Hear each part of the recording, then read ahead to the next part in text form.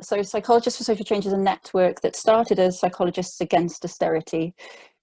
Unlike some of the other professions, we don't have like a dedicated unionized voice. And so around the time of when austerity was first implemented, when it was last fully first implemented, lots of other professions were voicing their concerns around that. We didn't have that space.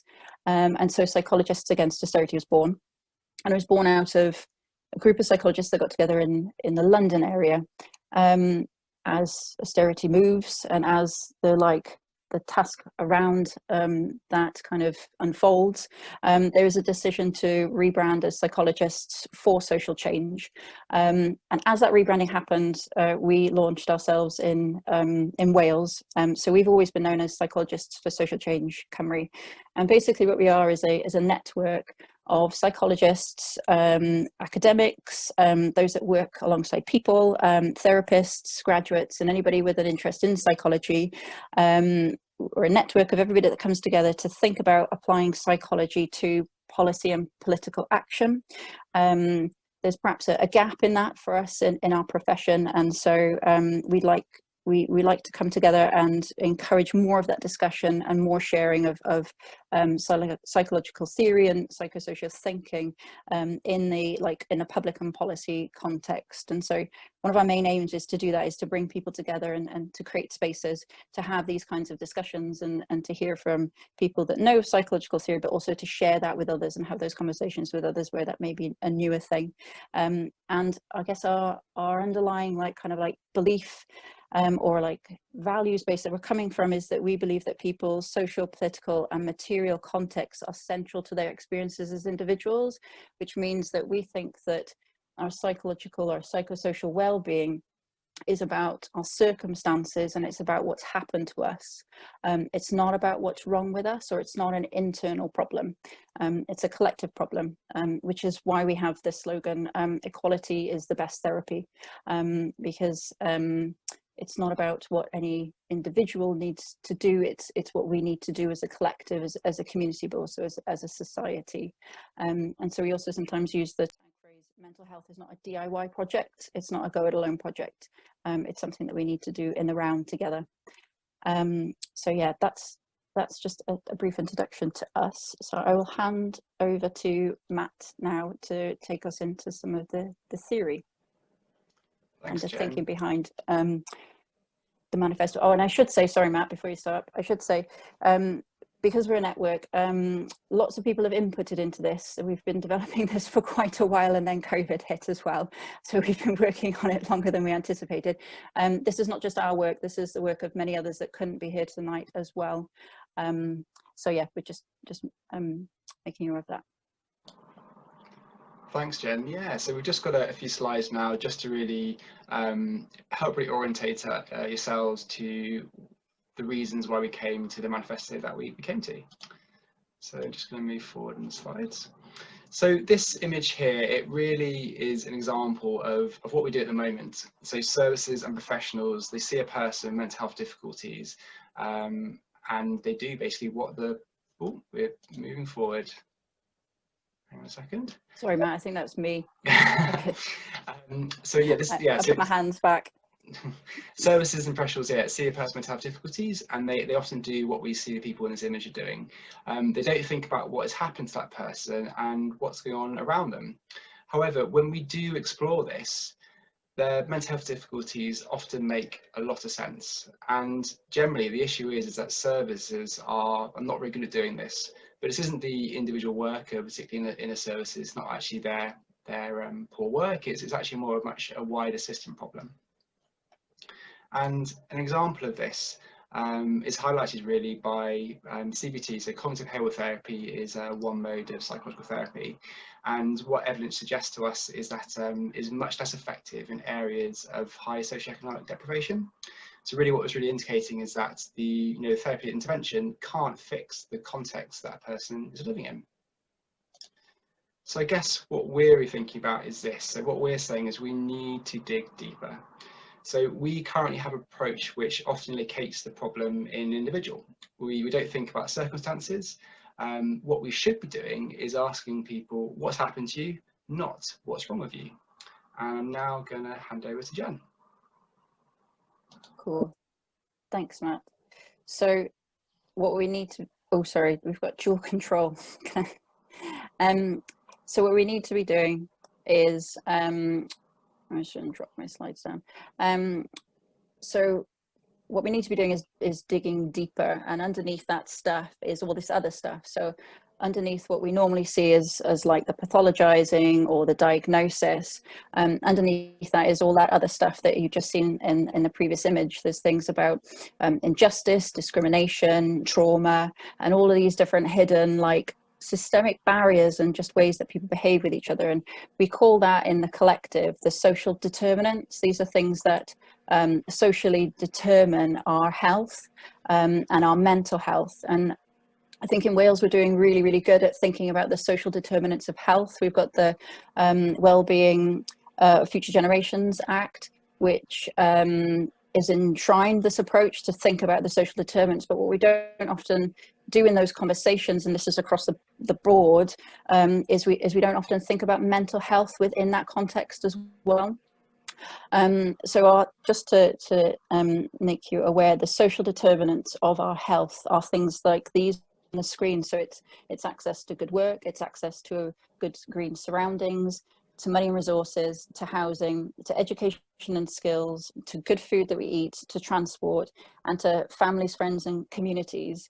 And if we look at what the evidence base says, the evidence base says that actually 10% of what we need is made up of access to healthcare, and around 80% of our other needs are made up of these things, and things that we often don't associate with healthcare, that aren't part of the healthcare system.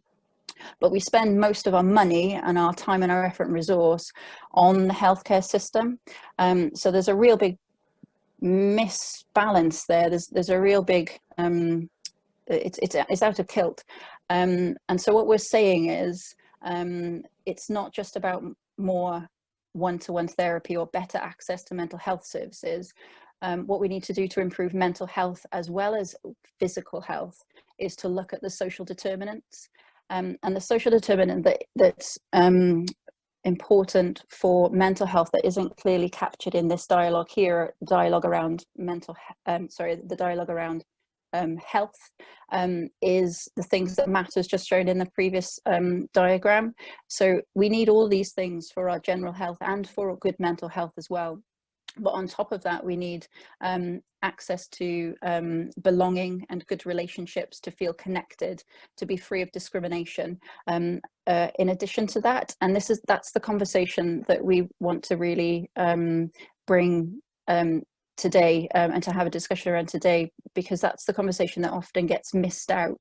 We kind of think about mental health as something else down here, mental illness over there, and that's a separate thing when we're talking about this stuff. So my slide, oh, here we go. So in reality, the way the world is organized is like this over in this corner here. So some people have a lot, and the so-called little guy has less than nothing. That is, I think that's supposed to be them in the ground. But what we need to do is address the social determinants and think about mental health in that as well. And in doing that, we need to move ourselves down towards equity and hopefully eventually liberation, where everybody has their needs met. And it's, if we do this, if we create this world where those things are present, then we should see our rates of distress and our rates of trauma and all of the things that we associate with mental health, we should see them decrease rather than what they have been doing over time, which is increasing. And they're increasing at such a rate that mental health services are never going to be able to meet that demand. And I think there's a realization of that now. And so we really do need to be having this new conversation around what mental health is, and start to think about what is the new story of mental health, and how do we communicate that to people and get people to be thinking in this new rounder way. So at Psychologists for Social Change, we've been talking about this, and we've been trying to think, like, how do we communicate this to people, and how do we get a grip of this in our own heads as well. And so we've come up with this model. Building a nurturing world. So alongside our manifesto, we're also asking people to consider these ideas and to consider the system in the round. And basically what we're saying is the world is complex, but the whole of the environment affects people. And to thrive, people need to live in a world which is nurturing and sustaining.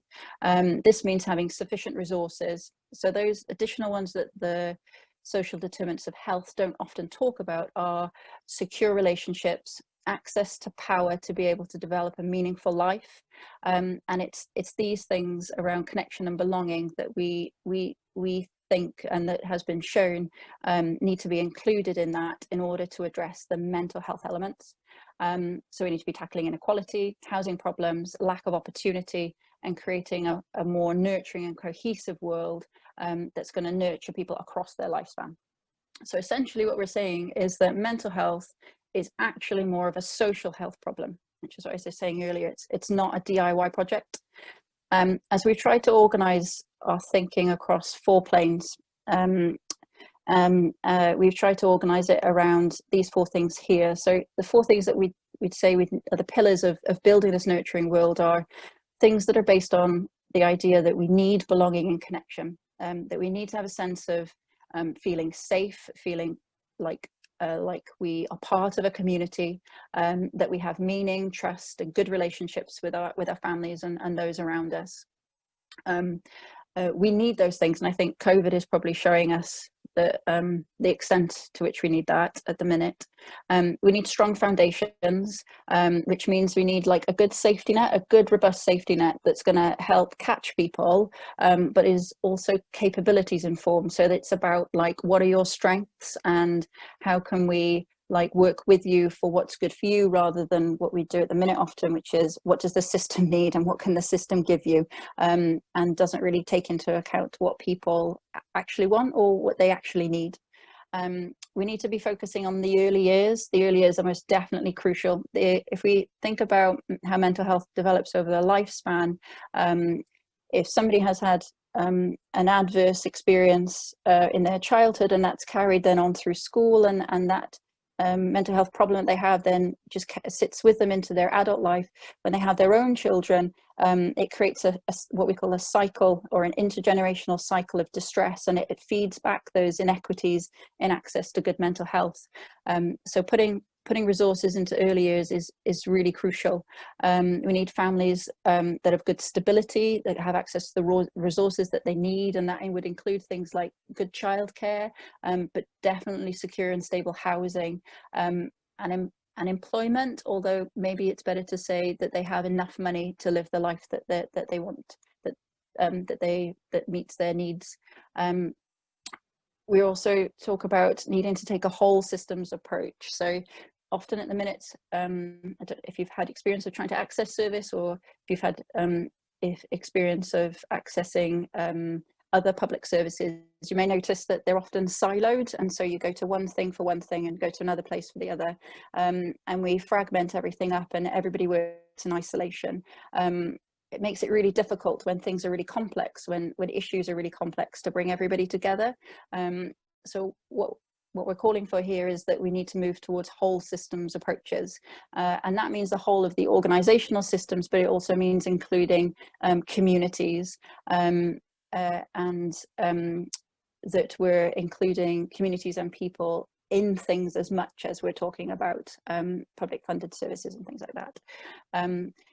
And if we do this, if we can create this nurturing world, if we can break some of these systemic barriers and pull people together and put these core principles at the heart of everything that we do, then hopefully for the next generation, rather than a lack of nurture, which passes on problems to one generation, from one generation to the next, we'll be able to be nurturing those generations to build the flourishing forest, which is the analogy that we've tried to use here with the trees. So by creating psychologically healthy world, we need that psychologically healthy world to be based on agency, security, connection, meaning, and trust. And it's when we have these things in place that our mental health will start to flourish.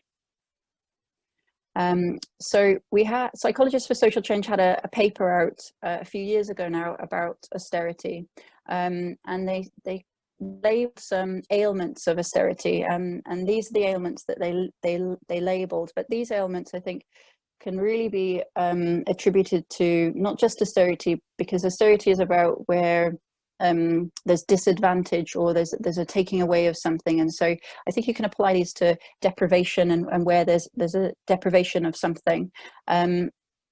But what they found was really strong evidence that correlated between mental health problems and the experiences of these things. So feeling humiliated and shame, fear and distrust, isolation and loneliness, insecurity and instability, and feeling trapped and powerlessness. Where these things were present, where people were in systems that created these dynamics, their mental health was often 3 or 4 times poorer.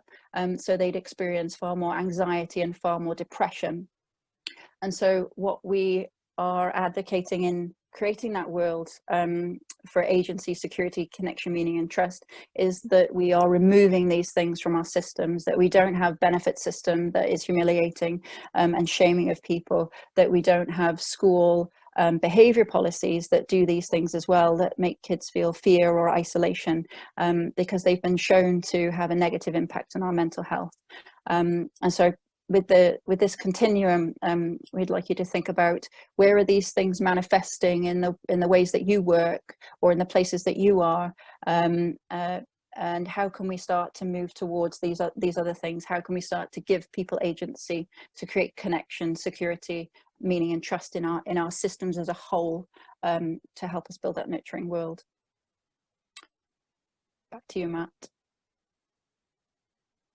Thanks, Jen. Yeah, so just really briefly from me, just really love this quote, and it really, I guess, captures what we're talking about, what Jen's has been talking about, and what Naomi's going to share shortly with the manifesto. So, when a flower doesn't bloom, you fix the environment in which it grows, not the flower. And we just really love this quote and just felt it just fits so nicely here. So yeah, I think we're now handing over to Naomi. So if you just request the controls. First of all, I need to unmute myself, and then I need to request control. There we go. Approved. Have Have you got it? don't know. Oh yeah, I can control your screen now. There we go. Cool. Although, oh, there we go. My slides weren't moving. Okay, so I'm going to talk to you a bit more about our manifesto specifically and how it relates to what Matt and Jen have been talking about. And I guess, like Jen said, this has been work in progress for quite a while, and we've kind of put this together for the 2021 Welsh elections. And I guess the idea is that political parties we'd like them to think about adopting it, or adopting parts of it, or kind of taking it on board really as part of their kind of manifesto promises. And we already have some support from some MSs who kind of have an interest and are supportive of PSC anyway. So there are sort of people who, particularly from certain political parties, but it is intended to be apolitical, but there's probably some parties that it might lend itself to more than others. So yeah, so that's kind of like the idea behind it. So we kind of want to ask parties to adopt changes which address inequality at a policy level and meet the mental health needs of our society. And with the ongoing impact that COVID's been having as well, it feels even more important than ever to be thinking about how we foster good mental health and how we kind of build that for the future. So underpinning, oh, it's jumping. Sorry, Naomi, that's my fault. No, that's I cool. give you control and then, yeah, I can't click on anything. My mistake, sorry to interrupt. No, don't worry. Okay, so underpinning these changes, we'd like the government to recognise 3 main points. So firstly, which I think relates to this slide, unless we've jumped too many. So we'd like them to acknowledge that many people face disadvantage in life and they don't have the power to change this themselves. So unless these things are addressed and people are able to level up, this will affect their mental health and their ability to cope. So it's this kind of recognition that society is kind of not equal and kind of not fair, and that, you know, that we need to have policies that reflect that. I seem to have problems clicking to the next slide anyway. Oh, there we go, that should work. Okay, so secondly, we'd like them to think about writing new policies around mental health that take everyone's circumstances into consideration, especially thinking about the impact of adversity and trauma, and having kind of trauma-informed services and systems. And these policies need to be kind and humane, and not impersonal or specifically target-driven or individual blaming. I think, like Matt and Jen were kind of getting at that it's kind of that with mental health, it seems to be that the problem is based within the individual, and policies sort of come out to kind of reflect that, and we don't think that that's right. We think people need to be thought about in their kind of systems and circumstances. And then the third thing is that we'd like them to recognise that inequality isn't just bad for the people who have the least, it's kind of bad for everybody. So an unequal society means that everyone fears losing what they do have, and then they kind of tend to compare to themselves to people who appear to have more.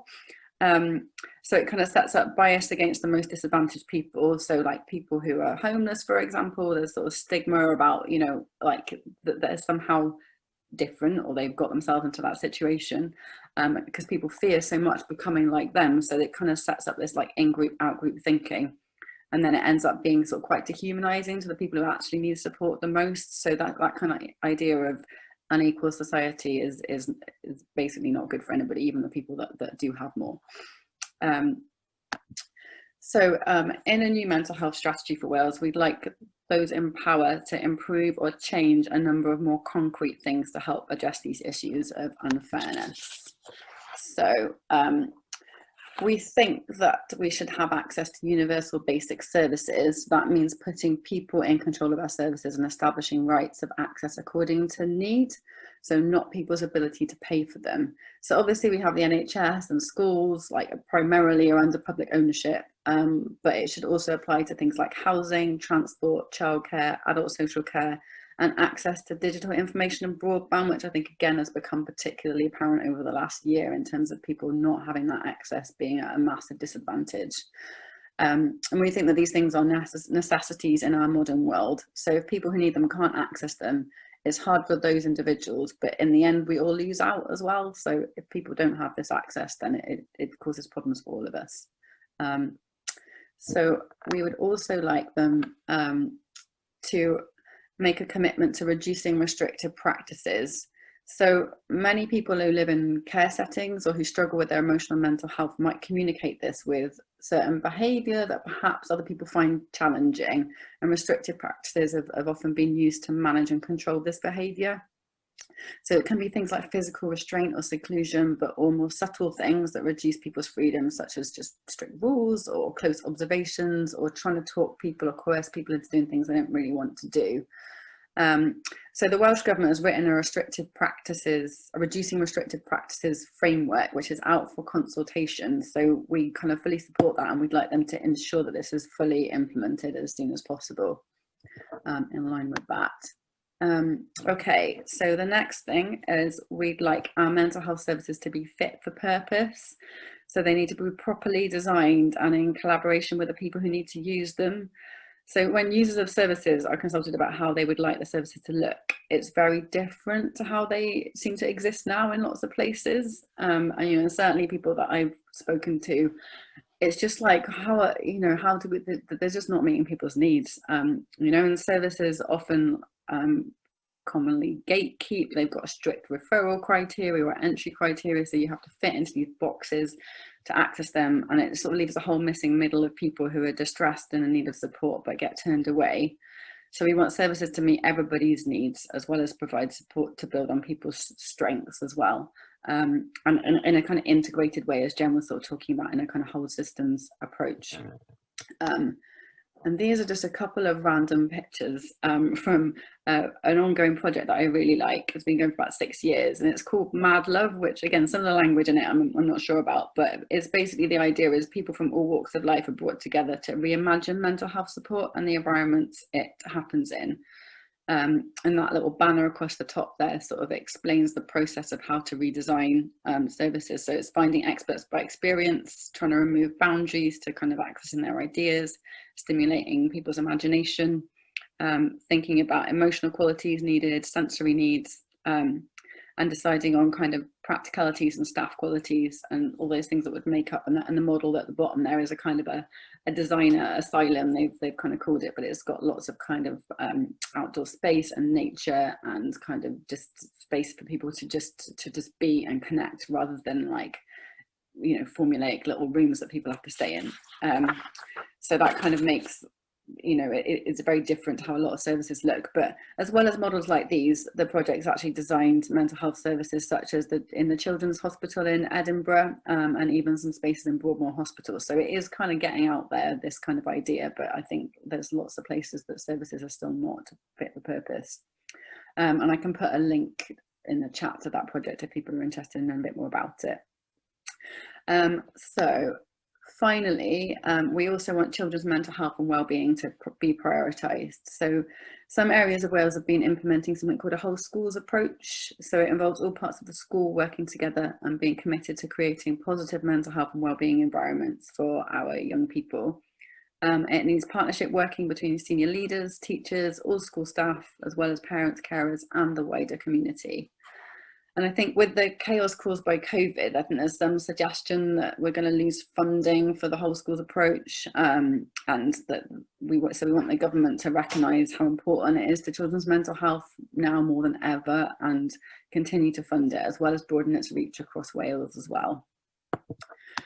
So this is the kind of more formal version of the manifesto, all in one document. So in summary, I guess we want to eradicate the factors leading to inequality that so badly impact our mental health, such as recognising the impact of systemic injustice and power imbalance, ensuring all people have equal access to service they need, and ensuring all our policies are compassionate and trauma informed. And then in terms of more concrete strategies to begin to address these inequalities, we want to implement the reducing restrictive practices framework, continue funding the whole schools approach to wellbeing, and ensure services are meeting the needs of the communities that they serve, and focus on enhancing strengths and don't leave anybody behind. So that's kind of the whole lot in summary. And this document did start as being pages and pages long, and this is the kind of condensed summary of it all, because it's probably a little bit more interesting to read when it's in one page. So and psychologists can waffle, can't we? Oh, we can. So yeah, so I'm going to hand back over to Jen now to sort of explain discussions and where we're going to go next. Cool, thank you, Naomi. Just following some of the chat, which we can respond to. The chat when I was speaking, sorry. No, that's cool. I couldn't, because I couldn't touch the screen, so very sorry. Oh, and hi Simon, welcome. You said you're late. Yeah, next we're going to, I can't see any questions in there. There's lots of useful and thought-provoking discussion there. So I wonder if we go, unless there are any questions, if we move into breakout rooms. So we'll break into small groups to have a discussion about what we've heard, and then we'll come back together to have a big discussion. If anybody doesn't want to go into a breakout room, you're welcome to just hang around in this space. You don't have to interact with us. You can just like leave your camera off and stay in here if you don't want to go and do that. Otherwise we're gonna, Matt, do you mind splitting people off into groups? Yeah, sorry, there's just a question. Can I ask what the name of the service, oh, is that for you, Naomi, the name of the service redesign project? Yes, I'm going to put a link to it now in the chat. I'll set up the rooms now, so we'll be sent off now to rooms, about sort of 3 or 4 people in each room, and be in the room for roughly about 15 minutes, and then we'll come back here again shortly before we close. So the discussions are about how to take these ideas forward, kind of what you think, all that kind of stuff really, and any questions that you kind of want to talk about as a group to kind of bring back to us at the end as well, because sometimes it's easier just to sort of say, is this a good question? I don't know, like when you're in a smaller group, isn't it? So how long have you programmed for, Matt? Is it 10, 15 minutes? About 15 minutes, yeah. 15 minutes, yeah. So we'll come back in 15 minutes. So yeah, anybody that needs to go and do some other stuff, that's cool. You can rejoin us. We'll be 15 minutes. Welcome back, everybody. We hope you enjoyed your discussions. Matt, how many groups did we have? Do you know? Yeah, we had 8 rooms. Oh, cool. I don't know if one person from each group would like to give us some feedback, or just anybody actually, if you've got some comments or questions you want to feedback.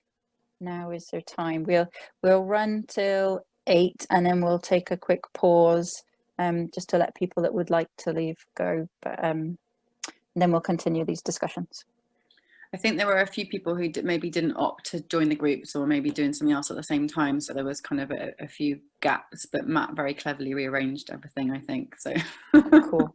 Thanks, so Matt. sorry to people whose group I appeared in and then I disappeared out of quite quickly, I think. Is there anything in chat? Would anybody like to ask anything or share any of their reflections from the discussions? And we will take questions as well. If you want to throw questions at us, yeah. Oh yeah, and sorry, yeah, there's no function on the. I forget there's no function, Sarah. Yeah, so please just raise your hand, yeah, and we'll try and note you. We had a good chat. Oh, you're a bit quiet. Sorry, Sarah. Do you mind? Can you hear me now? Much better. Sorry. Thank you. No, okay. Yeah. So Simran and I had a good conversation, and I think one of the, a couple of things really. One is that the evidence around the gap between the extent of the gap between the richest and poorest in any society having a direct correlation to the situation of those who are poorest, and using that as a shorthand for disadvantage in many ways.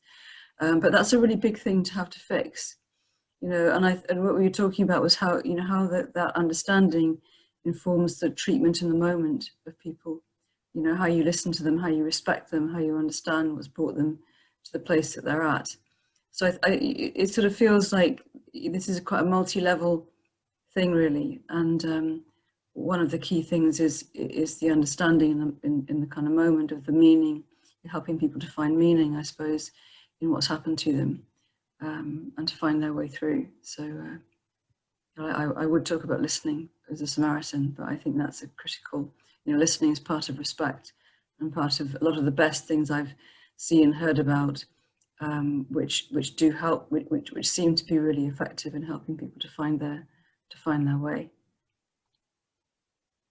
Thank you. Thanks, Sarah, for sharing that. I think we would agree. I don't know, Naomi, Matt, what you would say, but like sense making and having another person hear you and be with you would be like fundamental mechanism underneath like therapy, and also like good well-being. So yeah, we're with you on that.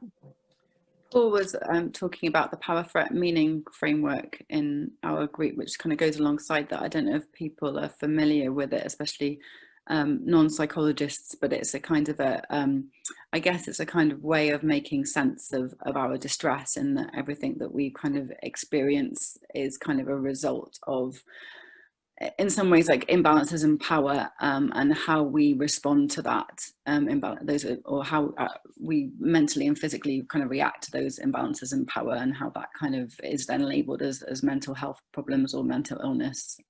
So it kind of fits along with what you were saying there, Sarah, in terms of meaning making of our distress.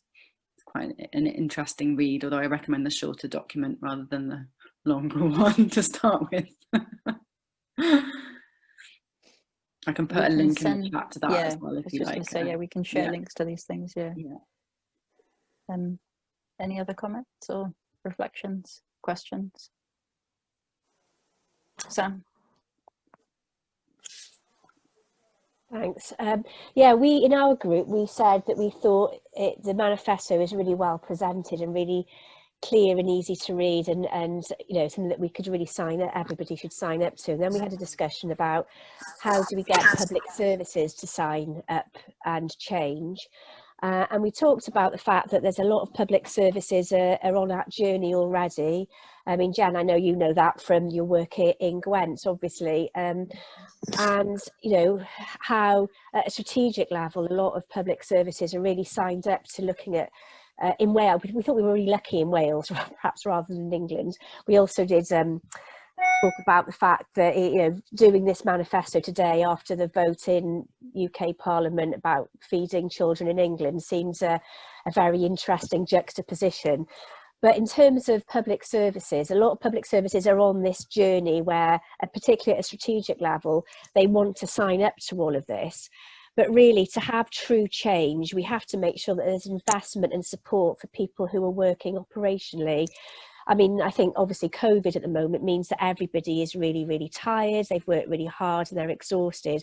But outside of COVID, we have, perhaps whether it's in mental health services or in perhaps social services, where people still have huge caseloads, and actually it becomes very hard then to see the social aspect rather than just the individual, and there's a lot of changes needed there. So it's how we get that strategic buy-in sort of filtering down into supporting those working operationally and working in a different way.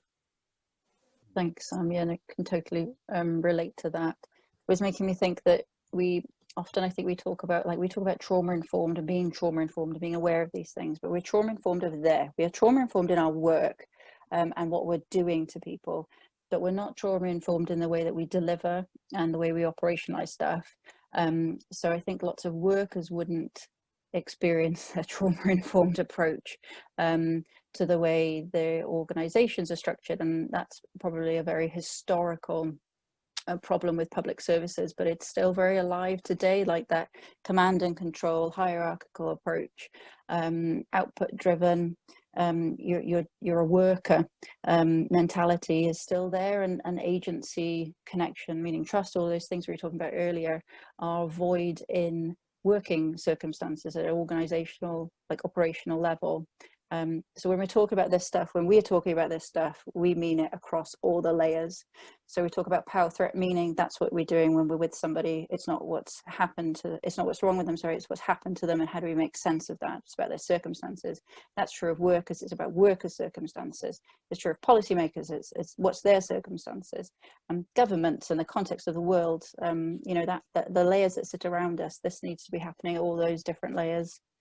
And unless we get that right, we're not going to achieve that nurturing world in the round.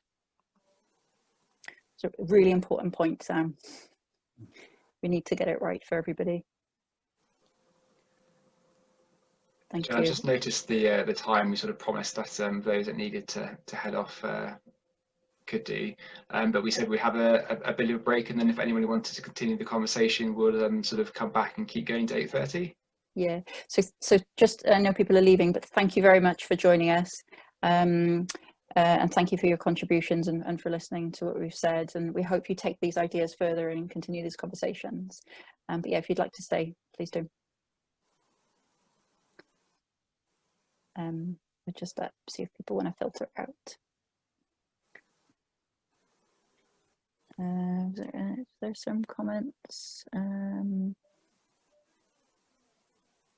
So Maya was saying they also talked about how do we balance the need to invest in current services because there's so much need, whilst also investing in prevention so that less people need services in the future, which also means effectively challenging policies that harm people's mental health and well-being. Those that are remaining, would you like to have a discussion around that? Anybody like to make a comment on that? Naomi, Matt, should we? Oh, and Kieran, I've just noticed you've joined us. Kieran is also clinical psychologist and is part of Psychologists for Social Change. Hi, sorry, yeah, I've just joined now. Welcome. Hi. Matt, Naomi, and would you like to open the response to Maya about the balance? I think that's what we're experiencing now in our service provision, isn't it? How do we get that? Yeah, I was just rereading her comment, processing. So I think it's important to note that the majority of the budget is spent on adult services. So of the mental health budget, 7% currently gets spent on children, and I know a lot of politicians talk about this, but 70% of mental health problems start in childhood. 7% of the budget gets spent on that, but 75% of problems are identified when kids are young. So the balance is certainly like way off, and I think the conversation probably needs to be around like who, these issues, I think, sit across health and social and education, but those budgets are siloed. So it needs to be like a collective discussion from everybody, and not, I don't know, sometimes there's like budget protecting, isn't there? And I think what we're seeing at the minute is lots of the investment in our team is coming from health, but it's going into other parts. And so I think we need to be having more conversations around how do we make funding more flexible, and so that it's not just sat in pockets of places that causes territory kind of wars around who owns what and who's doing what and who's responsible for what. It needs to be more whole system orientated in its spending thinking, which has started to happen in some parts as well. We've seen that definitely, where I think learning disability services are very good at that and sharing that across social and health.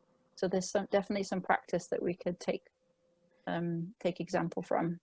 And in part, this the comment made there is pretty much almost, for me, as one of the most important parts of kind of what we're thinking about. And certainly for me, so to give you kind of an example, if you sort of think about countries, often it's the Scandinavian countries doing it right, who they can realise, if we actually invest in what leads to children being happy and healthy and educated, put all our money kind of into that, then surprise surprise, in 20-30 years you have people doing really, really well and everyone kind of wins. And that for me really is captured by that.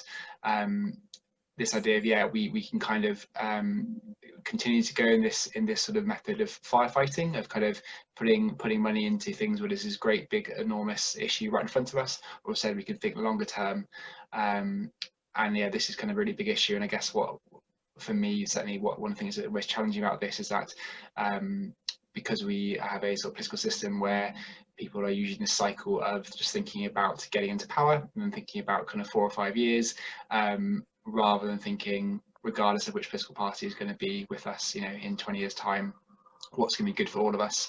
So yeah, I'd be very much agree with that idea, really. Joy, yeah, sort of building on what Matt said, I think there's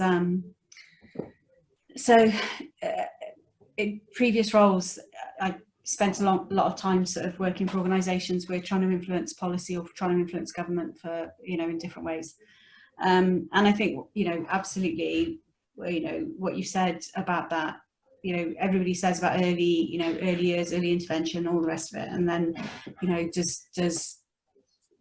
does it follow that? What have we done to kind of undermine the silo thinking? And I think we have made some progress in Wales. I mean, I think if we take, if we're realistic, kind of, you turn in a tanker, and there have been changes, that there has been progress. But I also think that for all of us probably it's been too slow. I think what I love about what you've produced is that it is incredibly accessible for people who aren't, me, I'm not a psychologist. It's really easy to understand. So for those people who are working in services that would have a positive impact in the ways that you would hope that they would, that are in line with your manifesto, it's really, really understandable by them. So I think it's really easy for them to kind of engage with you. And then I think that's a starting point for making changes in how they behave. Because my guess would be that a lot of services would say, well, yeah, we do this. But actually, if you dig a little deeper, we probably do a lot of stuff that that still undermines, that still, and we're working in an environment that, undermines, like you've said about universal basic services, that rationing and everything that creates psychologically is still there. So I think the important thing is, I would argue that, or suggest that the right approach is to take a short-term approach in terms of elections are coming up. Who can we influence? How do we influence them? How do we get what we want to see? And my suggestion would be, although you can't sort of guarantee it, my suggestion would be into Labour and Plaid's manifestos. How do you get as much as you possibly can from what you want into those two manifestos? Because that's likely to have the best result. That doesn't mean to say you exclude the others, but do that. But I would also think that what's brilliant about what you've done is, like I said, is really understandable to people who want the world to be a better place, but don't necessarily have that the expertise that you have, and influence them, because sometimes you can make just as much impact by starting something in an area and other people wanting it. If it's successful and you change something and it starts to have great impact, it's amazing how much then other local authorities or other organisations or other parts, and it can grow from that point as well. So I think, personally, I think, you know, what you've got is something that can be a real catalyst for change, both at the national level and at the kind of more grassroots or organisational level. And if you manage to influence, you know, best thing possible is influence both, and they kind of join in the middle, you know. But I think what you've created is something that has the potential for that. So, and I sort of said in the workshop, you know, anything that I can do to help you do that as a non-specialist, but somebody who totally believes in what you're saying, and like it totally aligns with my view of the world and what I think the world should be, and everything. If there's anything, and I know we're doing stuff together anyway, but if there's anything more I can do with different hats on that would help kind of, you know, create the world that we want, then you know, I'm more than happy to support you in any way. And I'm sure there are lots of other people out there who, if they engage, if they knew about you, and if they kind of, you know, knew what you're trying to do, I think they would engage too. Thank you, Joy. Like, no, thank you, like, very much for that. You guys may not know exactly the details of that, of who you are and our relationship.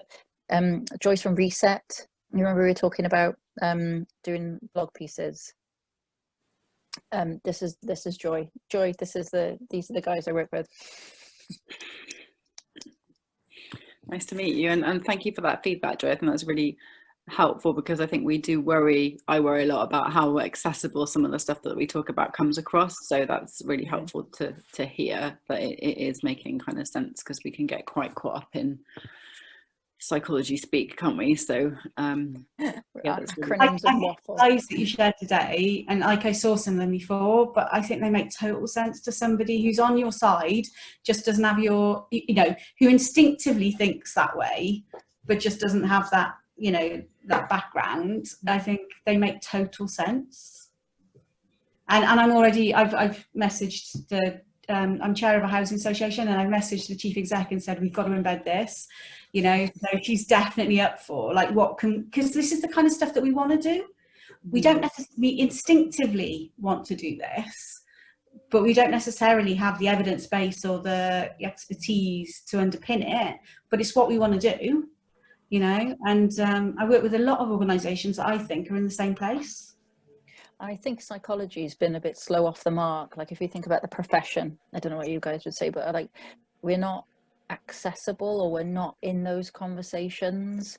Like, you know, that's not just clinical, that's like across the board. So there's loads of this knowledge in pockets, but it's then left to the individual researcher or something to try and make of it. The organizational body doesn't do a very good job of representing. It sits in research journals behind paywalls. Yeah. Yeah. But you know what? You know, you and everybody else, that's silo. We all do it. You know, how many? I go to housing conferences, and how many other organisations? You know, we get invited to other stuff. I used to be in a health thing when I was in a different role. You know, and yeah, we all do it. We all sit in our silos, and we all sit in our silos saying how terrible it is to sit in silos.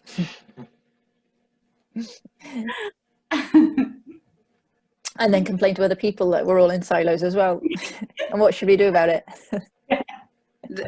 I think it's interesting, going back to the comments that people were making before, and about the sort of preventative sort of services. I think that the way that when we're under threat, we go back into those silos, don't we? We kind of go back into like the more traditional ways of working, like the kind of suddenly everything becomes very defensive rather than preventative and proactive, and it feels like the whole COVID thing has made services go into threat mode again, and I think we've seen that in I know, like Jen and Matt's services, that the way that the innovative ways of working are suddenly like, yeah, but you need to still be doing this, like you need to, where are your contact figures, where are your one-to-one therapies, whereas it's supposed to be a team that's thinking more about embedding mental health into the community and of thing. It's like systems kind of, especially like the NHS, but systems are very difficult, big systems are very difficult to change, and we can all be like, oh, these are great ideas, and you know,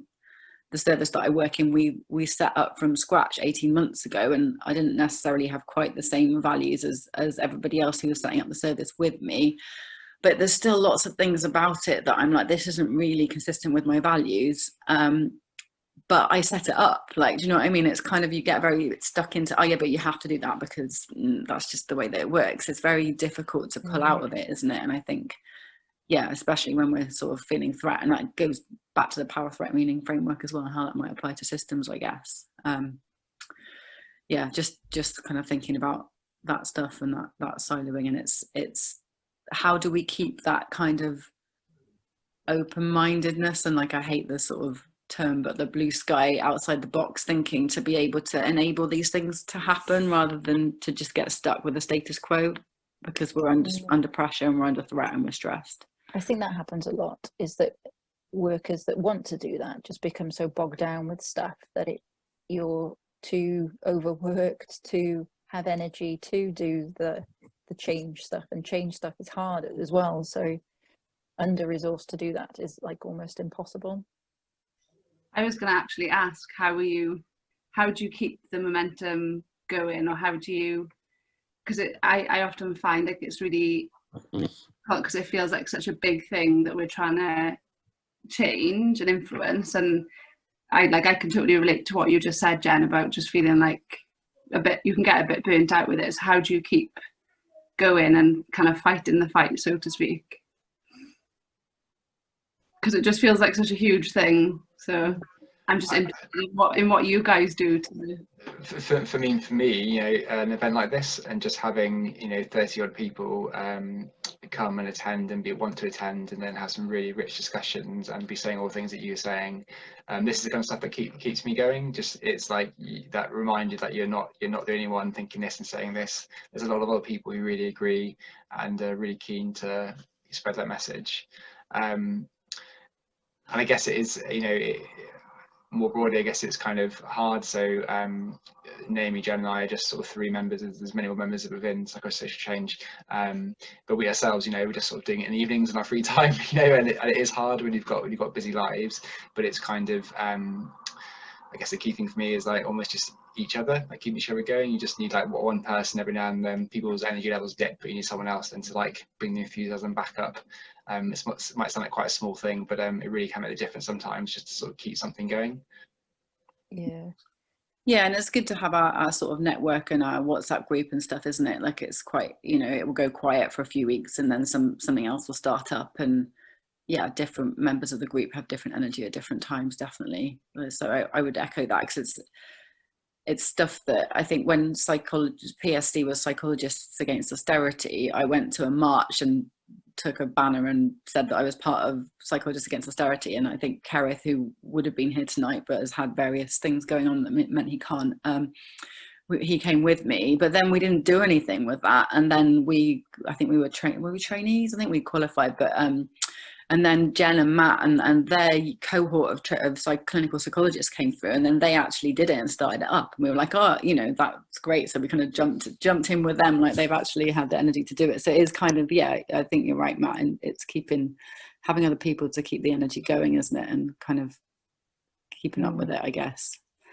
Definitely. Go on, sorry, Naomi. No, carry on waffling. No, definitely about having a community and creating a community, and like being able to tap into that. I think that's really important, and you're welcome to join our WhatsApp group. Is where most of the stuff happens. You're like, yeah, like that link is just available on the website, and I can share it with you if you're interested in just, you know, having somewhere to access those conversations, or, you know, like-minded people. It's really important, like that safe space for it. But I think it's also equally important that when you're challenging a system, you're doing that, you're challenging a system, and you have that in that system's challenge as well. So like often, I don't know how you experience this where you work, Siobhan, but like often where we're siloed out. So you can be the lone voice trying to do the change, and that's really draining, and really, really hard.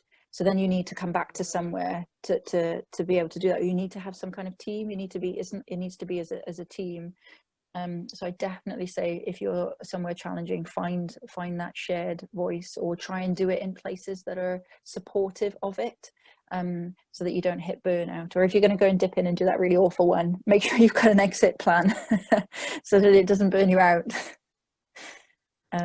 Because you know, it's like I think what you said, Naomi, is like we stood on your shoulders, like because you were before us, so like you had the ideas, and I remember you guys came and did some teaching for us, so we stood on that, and you'll have stood on many others' shoulders. So there's like people around us that are propping us up, so we may not get the change bit, but they may get the change bit, and you know, and you can observe that, like, and being able to see that, I think, is really important. Knowing where you've come from and, like, you know, where it's going. Yeah, thank you. I love that. That's really cool.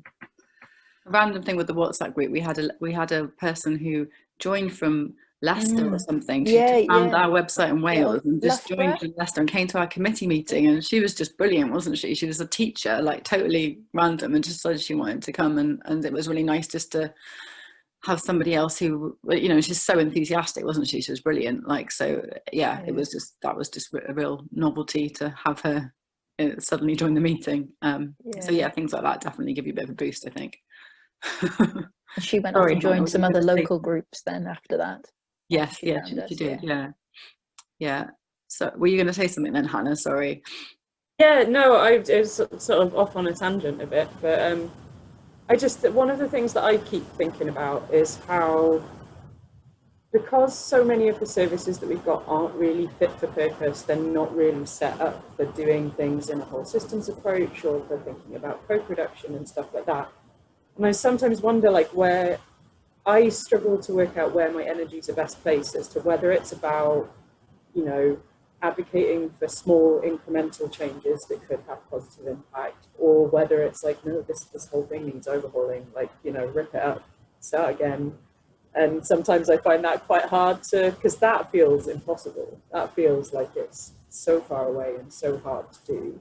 But it also feels like something like that's probably gonna have more success than like making tiny incremental changes. I should add, for those of you that don't know, I'm not a psychologist. I am a social researcher working in children's social care. So most of my kind of approach to this is either from my own personal experience of mental health services, or from working with vulnerable children and young people who've been in and out of the care system, and who have often had a very, very raw deal, kind of mental health wise. So I've seen the system's failure. Yeah, that wasn't really a question even. That was just my brain. I think it's a really like good, important point. And like, yeah, I guess the idea with the manifesto is that we want to try and influence as high as we can. Like, so if we can get it into policy and things like that, then it's top down, isn't it? But I think the little changes are important too, but it takes energy, doesn't it? It just takes energy to do it all the time. Which goes back, I guess, to why those networks are important. Calling for come and join us, Hannah. Come and you'll be very welcome, Hannah. Like, and we've got like eradicate the social determinants of mental health. That's going to be like centuries. Think outside the box and it'll be okay. We just blow everything up and start again. And then that's why we've gone like, so there's like, well, it's kind of like, you know, this is the vision, you know, the thing that needs to happen, and then taking some step back. So like, well, we could have a policy, we could have an integrated policy, mental health that also looks at poverty and disadvantage, that, like, you know, taking a step back. And then we've taken some steps further back. So the consultation for the restrictive practice has already been out. It's already been like written, and it's pretty much where we like it to be. It's behavioral rather than relationship based stuff, but it's like, you know, a definite step in the right direction. It'll hopefully stop people being over medicated and silenced for those reasons. So there's some really good stuff there. That's like feels really tangible. So it's like planning and making those steps, and like you know, having those goals, the achievable ish kind of goal, and then, you know, putting it on a path, I think. Because in some of that you're communicating, like I think Joy was saying, you're communicating to others where you want to end up, and sharing in that vision. That's what brings people together, I think, over the movement for the long term. And then you set some incremental goals. Some of that, I think, like you're saying, Naomi, is like doing the wrong thing, like doing the best you can, isn't it, in the service where it's limited. You know, like you're just doing the best you can because that's still going to help people. And as long as you're helping people, as long as you've got that's what I think anyway, and that's how I tolerate it. Is that I've got a big sky thinking plan that everybody signed up to, but I've got some smaller, incremental, achievable, is it like I can't even think of the hormone, you know, like boosts to your happy system. Serotonin. Dopamine. Is it? Yeah. Dopamine, Yeah, that's the one. Yeah. Whichever ones, you know. Maybe we don't have the research knowledge, Joy. No, I think, thank you, Jen. Like that's good to hear. It's really important to, I think sometimes it's really important to hear like how people deal with, like in their own work, how they deal with that balance between, you know, those, you know, very lofty, very admirable goals, and like actually finding the things day to day that you can make progress on. And it's always nice to hear like the examples that people have got of like, but actually, you know, this piece of work has been done and this policy has been influenced, and that does make a difference. And actually, I think, just to add to that, like I think what I experience in my role is that I only, because I wear our silos, I only know what's happening in the silo, and I may feel very like crap about that because it's not been very good. But actually, if you look outside of that, and we have more of these conversations where, you know, you're coming from your bit, Joy, you're coming from your bit, isn't it? Everybody's coming from their different bits. We're like, oh, well, we've done this and we did this, and you know, like you were saying, like this is on people's minds. People want to do this.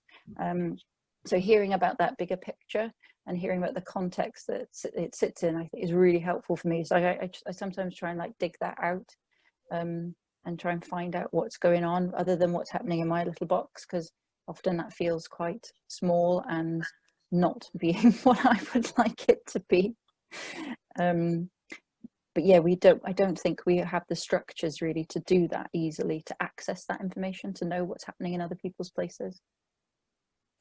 I think so much that you've all said, which is really thought-provoking. But I think you know, what I found a lot in the third sector was that we would spend a lot of time trying to convince people who were already convinced. We would spend time on sort of saying, this is why I think what I think, and actually loads of other people, they're like, yeah, I'm with you, you don't need to tell me that because I agree with you. And I think where it often falls down is like the how. Yeah, but I know where I need to get to, I know what world I want, but and it's the same world as you want, but I just need to know how to get there, is one thing. I think in terms of that, like, where do you put your energy and how do you stay motivated and stuff? I can remember the feeling. I can't remember exactly when it was, but it was quite early on in my kind of like leadership in third sector stuff, realizing that this battle's never won, you know, because there's always going to be the people who essentially believe in the individual, and there's always going to be the people who essentially believe in the collective, and it's a I feel in the UK and probably in the world, but definitely in the UK, that battle will just go on, and it'll swing, and so actually winning for a bit, or winning, you know,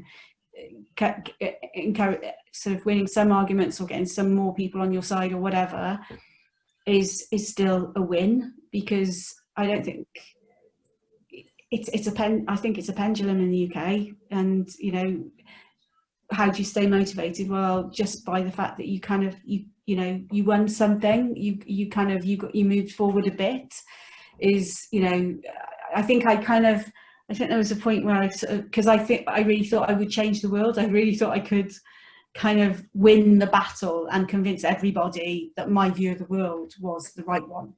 And then you have that realization that perhaps that's not achievable.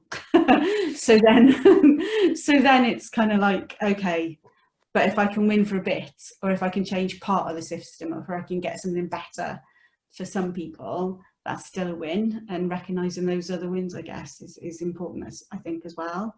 And there was another thing that you said that I really wanted to respond to, and I can't remember what it was now. It's gone. Oh. Anybody else want to chip in?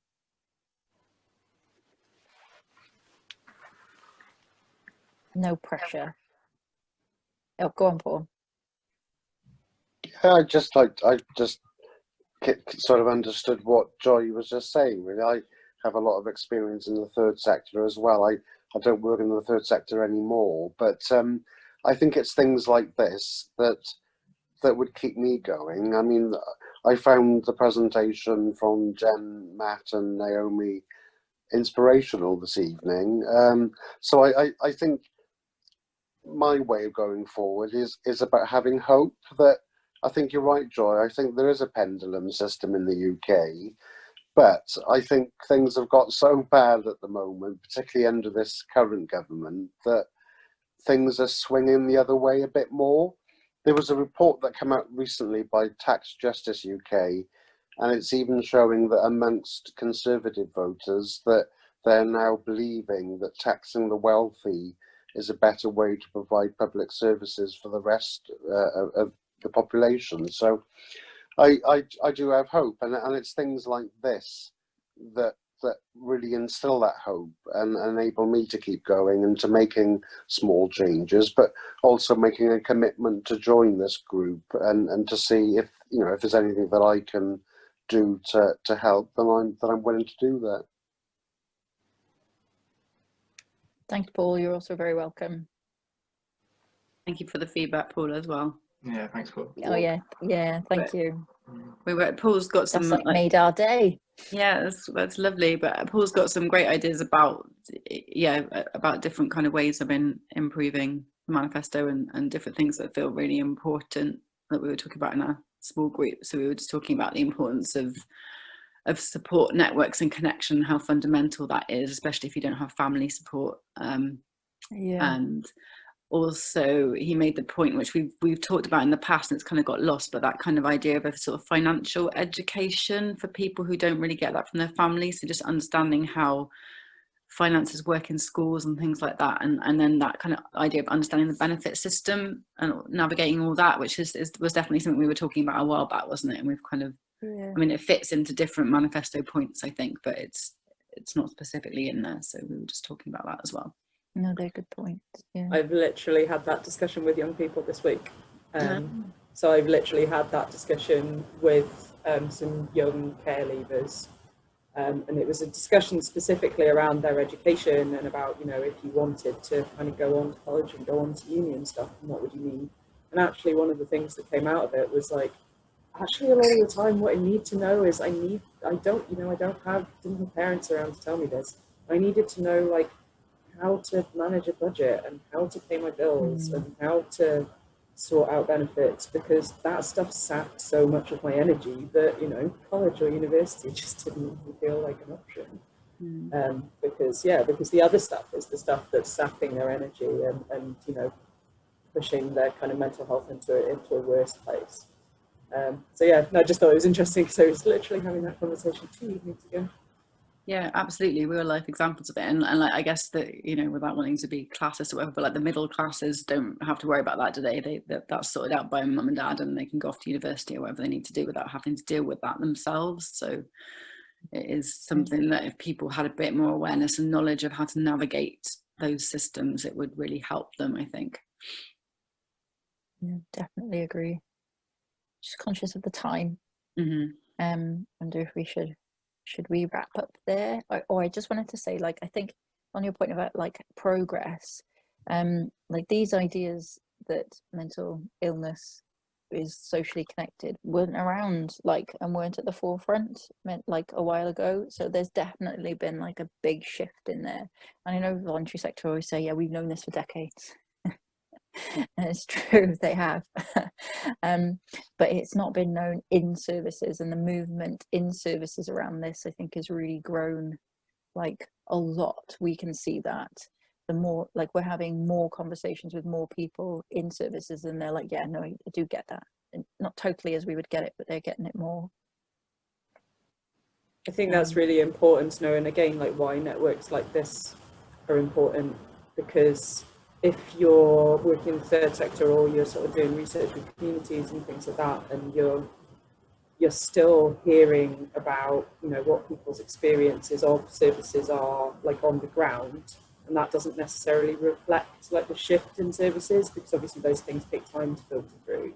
So being able to talk to people who are embedded in those kind of communities of practice, that can then go like, actually, there is shift there, it's just that it hasn't necessarily filtered through, it's it's really helpful. Yeah, but the treatment of staff definitely needs to improve. We improve that, you'd get a lot further along in this journey, I think. I think that's a really important and quite a really important thing to unpick, because in my work with different organisations, primarily in housing and third sector, I see a whole range of things on that. I see organisations which prioritise the needs of service users above anybody else. I see organisations that prioritise the needs of staff more than anybody else. I see organisations that prioritise the needs of the leadership more than anybody else.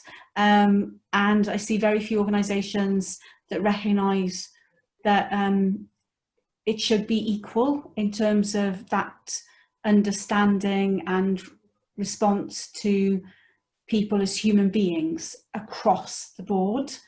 I see very little of that, and I think that's something that, you know, what you talk about could have a real impact, and you know, an impact for the people working in services, but also an impact for the people using services and all the rest of it. I think that's an area that's really worthy of further consideration and engagement. Thank you, Joy. Yeah, and I think that's, yeah, I would agree with that, definitely. And that's in our messaging, isn't it? We would hold that. We're talking about equality and we talk about equity and co-production. It's got to be everywhere. Yeah. Thank you, everybody, for joining us and for bringing the discussion and for staying on for the extra discussion. I really enjoyed it. So thank you very much. Thank you. It's been great to see you all. Yeah. Really enjoyed it. Brilliant. Yeah, keep spreading the word. Yeah. Yeah, thanks everybody. It's been really good. Soon, Jen. Yes, I'll speak to you soon. Yeah. Yeah. Okay. Bye, everyone. See you again. Bye. Bye.